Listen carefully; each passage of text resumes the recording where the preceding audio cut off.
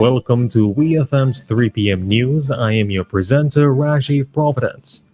First, on the local scene, the Ministry of Tourism, Civil Aviation, Sustainable Development and Culture has appointed Dr. Tamira Brown as its new permanent secretary. Dr. Brown brings extensive expertise in foreign policy, internal relations, and strategic development. She holds advanced degrees in administration, banking and finance, integration studies, and international development, along with a doctorate in public administration. Previously serving as Director of Foreign Policy and Research in the Ministry of Foreign Affairs, Dr. Brown is recognized for her strong diplomatic skills and strategic vision. Her leadership is expected to drive progress in sustainability, tourism, culture, and aviation.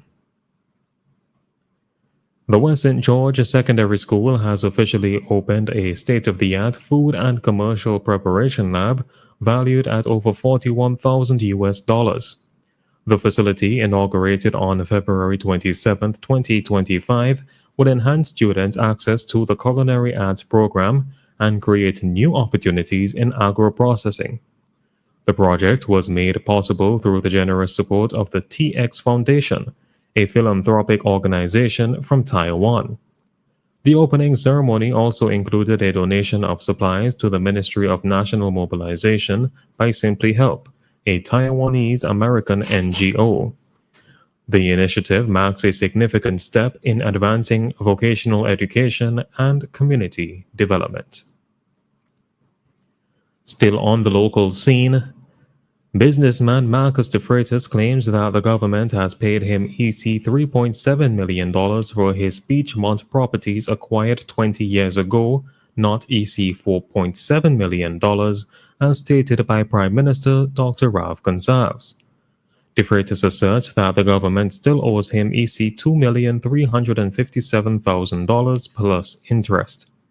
He detailed the payments received: EC $1,743,785 around January 2005, EC $1 million on June 30th, 2022, EC $500,000 on September 5th, 2022, and another $500,000 EC dollars on February 20th, 2024.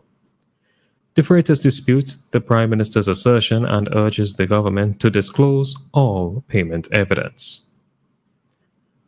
On to news in the region. Citizens of the Dominican Republic can now visit Jamaica without a visa for up to 180 days, following a decision by the Jamaican government that took effect on February 4th. Jamaica's Minister of Tourism, Edmund Bartlett, announced the policy change during a press conference at his new Kingston office, emphasizing that the move would strengthen regional ties and boost tourism. Over the past 5 years, Jamaica has signed memorandums of understanding with several regional countries, including the Dominican Republic, Cuba, Mexico, Panama, and Colombia, to advance this goal. Dominican Republic Ambassador to Jamaica, Angie Shakira Martinez Tejera, welcomed the move, calling it a milestone in diplomatic relations. She expressed gratitude to the Jamaican government for its commitment to strengthening bilateral ties.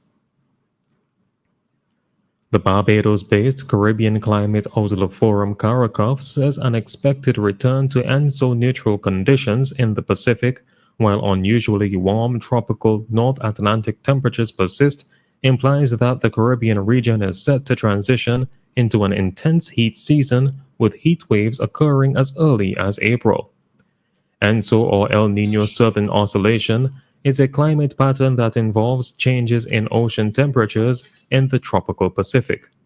In the latest publication of the Caribbean Climate Outlook newsletter, said the period for March to May this year, CARICOF said March is characterized by high evaporation rates and an annual peak in the frequency of short, dry spells, as well as further buildup of any ongoing drought and with increasing wildfire potential. CARICOF said that the potential for flooding, flash floods, and cascading impacts arising from intense rainfall events increases from limited or moderate in March to high or extremely high in April and May. Finally, on the international scene, China has pledged to fight till the end after US President Donald Trump intensified his trade war by doubling tariffs on all Chinese imports to 20%. In response, Beijing imposed retaliatory tariffs of up to 15% on selected American goods, expanded export controls on a dozen US firms, and filed a lawsuit at the World Trade Organization. Chinese officials also issued a stern warning declaring that the Chinese people would never bow to hegemony or bullying. Pressure, coercion, and threats are not the right ways to engage with China, Foreign Ministry spokesperson Lin Jian said. If the US insists on waging a tariff war, trade war, or any other kind of war, China will fight till the end, he continued. The escalating tensions come as Chinese leader Xi Jinping prepares to host the country's annual Two Sessions meeting, a key political gathering aimed at projecting confidence in China's economic resilience. Officials are expected to emphasize the nation's technological advancements and global influence amid growing external challenges. This has been WeFM's 3 p.m. news. I have been your presenter, Rajiv Providence. Join us again at 5:30 for WeFM's evening news, and we thank you for listening.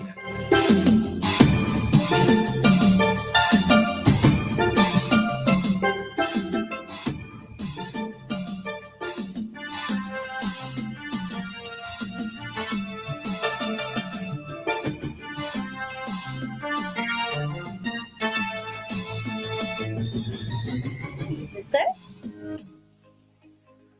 O industry